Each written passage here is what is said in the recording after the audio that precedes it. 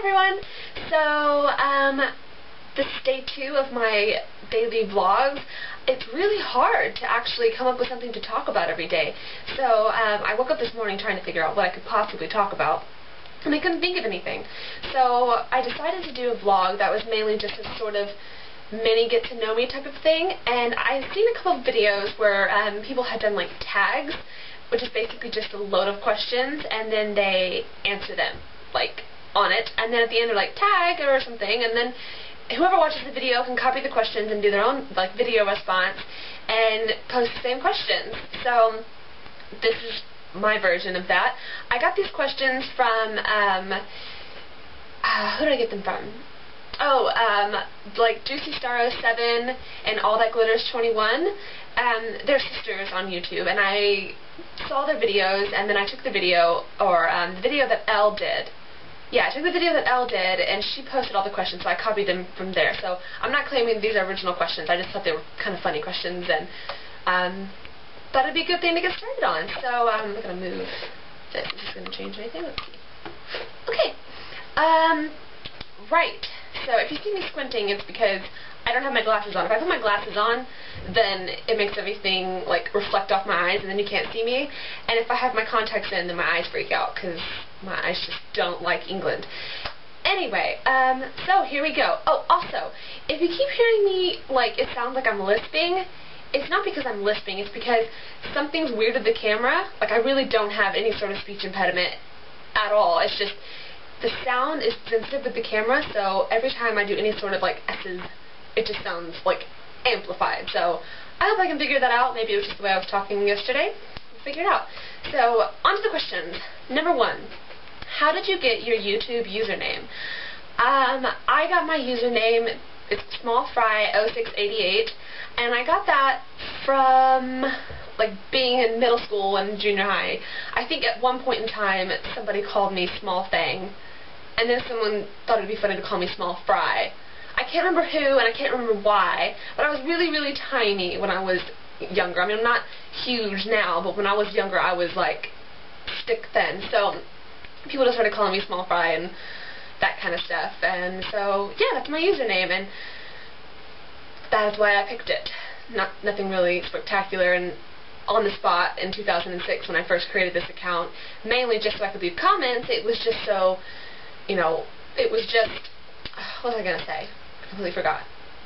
Oh, right. I made the name like that because it was the only thing that came into my mind, and I'm not really that creative on the spot. I get really panicky, which is why these questions are great, because if I sat here trying to tell you things about myself, it just wouldn't work. Is this camera really working? I missed it. Okay, so the camera is working. I had to make sure. Anywho, question number 2. If you could change your name to anything, what would it be and why? I don't know if this question is referring to my YouTube username, which, if it is, then I would like my YouTube username to have been something to do with my name, or something more, you know, professional sounding, and not so, like, you know, Small Fry. That just sounds kind of childish, but I don't really mind. But I don't really care. I kind of like Small Fry now. I like Small Fry, but I'll stick with this one. And plus, I can't be asked to make a whole other channel. If they're talking about my real name, I wouldn't want to change my real name. I kind of like it. And I also think it's kind of disrespectful to my parents to want to change my real name. Like, I feel like, you know, this name was special for a reason, so that's the reason my mom gave it to me. And obviously, you know, I'm who she had in mind when she thought of the name, if that makes sense. And apparently she told me she had this name picked out from the time she was, like, 15 or 16. So it was kind of special. Like, you pick out your first kid's name when you're that young, and then you have them, and you actually give them that name. So I feel kind of honored to have been given the name she had planned for her first daughter. So, yeah, I wouldn't change it. I like my name. Amber is a good name. So, question number 3. I'm talking really fast. If you don't know me, I'm just a really quick talker, and you might have to watch this a couple of times to really understand what I'm saying. Okay, if you could go back in time and give your younger self advice, what would it be and why? I think my younger self, even, like, over the summer would be my younger self, because I would talk to that Amber and just tell her to calm down and stop freaking out so much. You know, I have a really bad habit of just stressing myself out over things that I can't really change, or stressing myself out over things that I have no control over. Like, this summer it was about getting my visa. I did everything I was supposed to do, it just was taking its sweet time getting to me. So, you know, I was stressed because it wasn't here yet.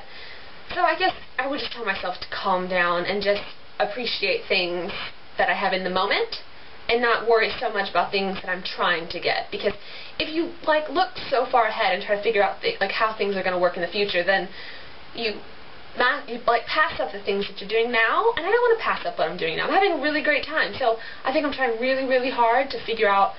Oh, sorry, I keep moving my hair. It keeps falling on my face, which is annoying. I keep trying to think about things that I'm doing now and just appreciate them and have fun and just live in the moment. So, advice to my younger self: calm down. Stop worrying. That's it. Number 4. How old were you when you first learned to blow a bubblegum bubble? I've been chewing gum for as long as I can remember. So I really don't know. It's probably one of those things that I was just playing and saw my mom doing. So mom is a bubble gum clicker. She does those tiny little bubbles and pops them really loud. So I probably learned from her or watching her or just doing it. But my earliest memories of gum and stuff was from when my stepdad would take me around in his cool purple car, which is actually a red Mustang, but I called it purple. And we would go driving around, and whenever we stopped at a gas station, he'd always buy me the zebra gum that came in those little tin cans. It was like a Band-Aid box, but they were zebra. I think that, maybe I got confused. There was a Band-Aid gum that came in a thingy, and it looked like Band-Aids, and then there was a zebra gum. Zebra gum just came in a paper wrapper, so that's what I'm thinking of. The zebra gum is what he'd get me, and I just ate it like crazy. And it's probably not even the first time I had gum. It's just one of the fondest memories I have of getting gum. It's just sitting in his back seat, like cramming as many pieces in my mouth as I possibly could. Also, the gum that was in a tube that was just liquid, it's like paste.